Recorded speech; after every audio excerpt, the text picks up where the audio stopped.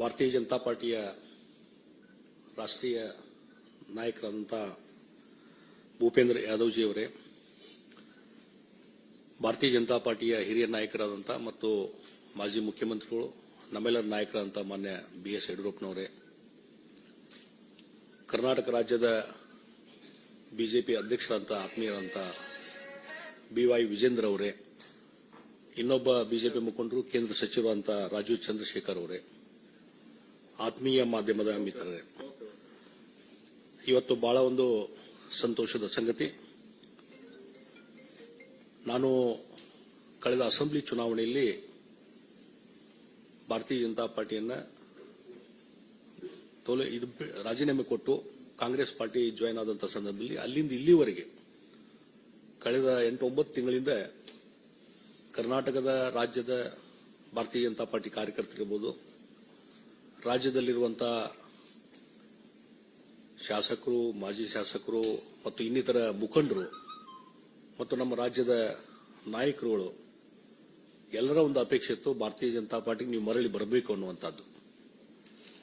ಮತ್ತು ರಾಷ್ಟ್ರೀಯ ನಾಯಕರು ಸಹಿತ ಇವತ್ತು ಬರಬೇಕನ್ನುವಂಥ ಒಂದು ಆಶೆಗಳನ್ನು ವ್ಯಕ್ತಪಡಿಸಿದಾಗ ಇವತ್ತು ಬೆಳಿಗ್ಗೆ ಮಾನ್ಯ ನಮ್ಮ ಗೃಹ ಸಚಿವರು ಮತ್ತು ಭಾರತೀಯ ಜನತಾ ಪಾರ್ಟಿಯ ಹಿರಿಯ ನಾಯಕರು, ಹಿಂದಿನ ಅಧ್ಯಕ್ಷ ಅಂತ ಅಮಿತ್ ಶಾ ಅವರನ್ನ ನಾವು ಇವತ್ತು ಬೆಳಿಗ್ಗೆ ಭೇಟಿಯಾಗಿದ್ವಿ. ಬಹಳ ಒಂದು ಅತ್ಯಂತ ಗೌರವದಿಂದ, ಒಂದು ಹೆಚ್ಚಿನ ರೀತಿಯಾದ ಪ್ರೀತಿ ವಿಶ್ವಾಸದಿಂದ ಅವರು ನಮ್ಮನ್ನು ಬರಮಾಡಿಕೊಂಡ್ರು. ಮತ್ತು ಅದೇ ರೀತಿ ಈಗ ನಮ್ಮ ರಾಷ್ಟ್ರೀಯ ಅಧ್ಯಕ್ಷ ಅಂತ ನಡ್ಡಾಜಿ ಅವರನ್ನು ಈಗ ಭೇಟಿ ಆಗ್ತೇವೆ. ಮತ್ತು ಈಗಾಗಲೇ ನಾನು ಭಾರತೀಯ ಜನತಾ ಪಾರ್ಟಿಗೆ ಮತ್ತೆ ಪುನರ್ ಇವತ್ತು ಇಲ್ಲಿ ಸೇರ್ಪಡೆ ಆಗ್ತಾ ಇರುವುದು ನನಗೆ ಒಂದು ಸಂತೋಷದ ಸಂಗತಿ. ಮತ್ತು ಬಹಳ ಮುಖ್ಯವಾಗಿ ನಾನೇನು ವಿಧಾನ ಪರಿಷತ್ತಿನ ಸದಸ್ಯನಾಗಿ ಕೆಲಸ ಮಾಡ್ತಾ ಇದ್ದೇನೆ, ಅದು ಕಾಂಗ್ರೆಸ್ ಪಕ್ಷದ ವಿಧಾನ ಪರಿಷತ್ತಿನ ಸದಸ್ಯನಾಗಿ ಕೆಲಸ ಮಾಡ್ತಾ ಇದ್ದೇನೆ. ಆ ಹಿನ್ನೆಲೆಯಲ್ಲಿ ಕರ್ನಾಟಕದ ವಿಧಾನ ಪರಿಷತ್ತಿನ ಸಭಾಪತಿಗಳಂತ ಮಾನ್ಯ ಬಸವರಾಜ ಹೊರಟ್ಟಿ ಅವರಿಗೂ ನಾನು ಫೋನ್ನಲ್ಲಿ ಮಾತಾಡಿದ್ದೇನೆ. ಮತ್ತು ಈಗಾಗಲೇ ಇಮೇಲ್ ಮುಖಾಂತರ ಸದಸ್ಯತ್ವಕ್ಕೆ ನಾನು ಈಗಾಗಲೇ ರಾಜೀನಾಮೆಯನ್ನು ಕೊಟ್ಟಿದ್ದೇನೆ ಮತ್ತು ಆ ರಾಜೀನಾಮೆ ಎಕ್ಸೆಪ್ಟ್ ಮಾಡಬೇಕಂತೇಳಿ ನಾನು ಮಾನ್ಯ ಸಭಾಪತಿ ಹೊರಟ್ಟಿ ಅವರನ್ನ ವಿನಂತಿ ಮಾಡಿಕೊಂಡಿದ್ದೇನೆ.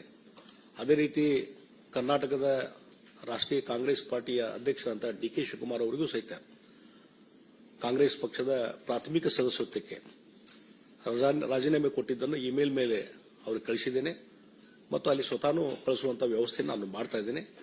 ಆ ಹಿನ್ನೆಲೆಯಲ್ಲಿ ಇವತ್ತು ಭಾರತೀಯ ಜನತಾ ಪಾರ್ಟಿ ನಾನು ಸೇರ್ಪಡೆ ಆಗ್ತಾ ಇದ್ದೇನೆ. ಬಹಳ ಮುಖ್ಯವಾಗಿ ಇವತ್ತು ದೇಶದ ಮುಂದೆ ಇರುವಂತಹದ್ದು, ದೇಶವನ್ನು ಒಗ್ಗೂಡಿಸುವಂಥದ್ದು, ದೇಶದ ರಕ್ಷಣೆ ಮತ್ತು ದೇಶದ ಹಿತರಕ್ಷಣೆ. ಈ ಹಿನ್ನೆಲೆಯಲ್ಲಿ ಕಳೆದ 10 ವರ್ಷದಿಂದ ನಮ್ಮ ದೇಶದ ಪ್ರಧಾನಮಂತ್ರಿ ನರೇಂದ್ರ ಮೋದಿಜಿಯವರು ಏನು ಭಾರತದ ಒಂದು ಪ್ರಗತಿಗೆ, ಇಡೀ ಜಗತ್ತಿನಲ್ಲಿ ಭಾರತದ ಒಂದು ಶಕ್ತಿ ವೃದ್ಧಿಸಲಿಕ್ಕೆ ಏನು ಕೆಲಸ ಮಾಡಿದ್ದಾರೆ, ಅವರು ಮತ್ತೊಮ್ಮೆ ಪ್ರಧಾನಮಂತ್ರಿಗಳಾಗಬೇಕು, ಮತ್ತೊಮ್ಮೆ ಅವರ ನಾಯಕತ್ವದಲ್ಲಿ ದೇಶದಲ್ಲಿ ಒಂದು ಹೆಚ್ಚಿನ ಶಕ್ತಿ ಬರಬೇಕು ಅನ್ನುವಂಥ ಹಿನ್ನೆಲೆ ಇಟ್ಟುಕೊಂಡು ಮತ್ತು ಭಾರತೀಯ ಜನತಾ ಪಾರ್ಟಿ ಇನ್ನೂ ಹೆಚ್ಚು ಶಕ್ತಿಯುತವಾಗಿ ಬೆಳಿಬೇಕು ಅನ್ನುವಂಥ ವಿಷಯ ಇಟ್ಟುಕೊಂಡು ಇವತ್ತು ಭಾರತೀಯ ಜನತಾ ಪಾರ್ಟಿಗೆ ನಾನು ಮರು ಸೇರ್ಪಡೆ ಆಗ್ತಾ ಇದ್ದೇನೆ. ಹೀಗಾಗಿ ಇದರಿಂದ ಬಹಳ ಒಂದು ದೊಡ್ಡದಂತಹ ಸಂಖ್ಯೆಯಲ್ಲಿ ಇವತ್ತು ಕಾರ್ಯಕರ್ತರ ಒಂದು ಏನು ಪಡೆ ಇದೆ, ಅವರೆಲ್ಲರ ಒಂದು ಇಚ್ಛೆ, ಆ ಹಿನ್ನೆಲೆಯಲ್ಲಿ ಇವತ್ತು ಸೇರ್ಪಡೆ ಆಗುವಂತಹ ಕೆಲಸವನ್ನು ನಾನು ಮಾಡ್ತಾ ಇದ್ದೇನೆ ಮತ್ತು ಪಕ್ಷಕ್ಕೆ ನಿಷ್ಠವಾಗಿ ಕೆಲಸವನ್ನು ಮುಂದುವರಿಸ್ತೀನಿ ಅನ್ನುವಂಥ ಮಾತನ್ನ ಈ ಸಂದರ್ಭದಲ್ಲಿ ನಾನು ಹೇಳಬಯಸ್ತಾ ಇದ್ದೇನೆ. ಮತ್ತು regarding I am ರೀಜಾಯ್ನಿಂಗ್ the Bharatiya Janata Party, and Bharatiya Janata Party earlier has given lot of responsibility on me, and because of some other issues, I went to the National Congress Party. And one thing, after that event, last 8-9 months, there is a lot of discussion in the Bharatiya Janata Party. Even Karnataka BJP leaders and workers from the ground level, everybody in so many occasions when they were meeting me in Karnataka, everybody asking, you come back to the BJP, you come back to the BJP.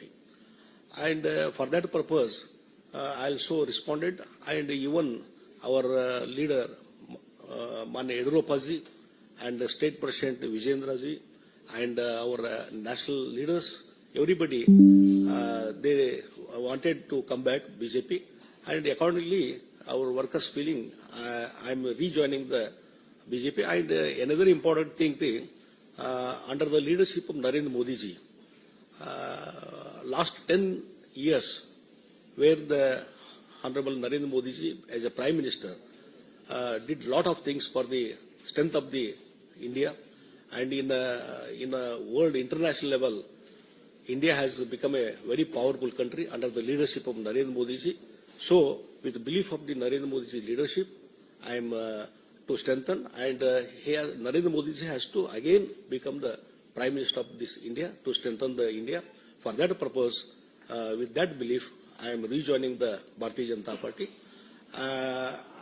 ಮತ್ತೊಂದು ವಿಚಾರವನ್ನು ಈಗ ನಾನು ಹಿಂದೆ ಕಾಂಗ್ರೆಸ್ ಪಾರ್ಟಿಗೆ join ಆದಂಥ ಸಂದರ್ಭದಲ್ಲಿ ಅವರು ಸಹಿತ ಬಹಳ ಒಳ್ಳೆ ರೀತಿಯಿಂದ ಇವತ್ತು ನನಗೊಂದು ಗೌರವ ಸ್ಥಾನಮಾನ ಕೊಟ್ಟು ಅವರು ಒಳ್ಳೆ ರೀತಿಯಿಂದ ನಡ್ಕೊಂಡಿದ್ದಾರೆ. ಅದಕ್ಕಾಗಿ ರಾಜ್ಯದ ಕಾಂಗ್ರೆಸ್ ಪಾರ್ಟಿ ಅಧ್ಯಕ್ಷಂತ ಡಿ ಕೆ ಶಿವಕುಮಾರ್ ಆಗಲಿ ಮತ್ತು ಮುಖ್ಯಮಂತ್ರಿ ಸಿದ್ದರಾಮಯ್ಯ ಅವರಿಗೂ ನಾನು ಧನ್ಯವಾದಗಳನ್ನು ಹೇಳ್ತೀನಿ. ಆ ಹಿನ್ನೆಲೆಯಲ್ಲಿ ಅವರು ಇಲ್ಲಿಯವರೆಗೆ ಸಹಕಾರ ಕೊಟ್ಟಿದ್ದಕ್ಕೂ ನಾನು ಧನ್ಯವಾದಗಳನ್ನು ಹೇಳ್ತಾ ಇದ್ದೀನಿ. बहुत धन्यवाद. एक मिनट बहुत धन्यवाद आप सभी का, और बहुत ही कम समय में सभी आप इस पत्रकार वार्ता में शामिल हुए. आप लोगों का बहुत बहुत धन्यवाद.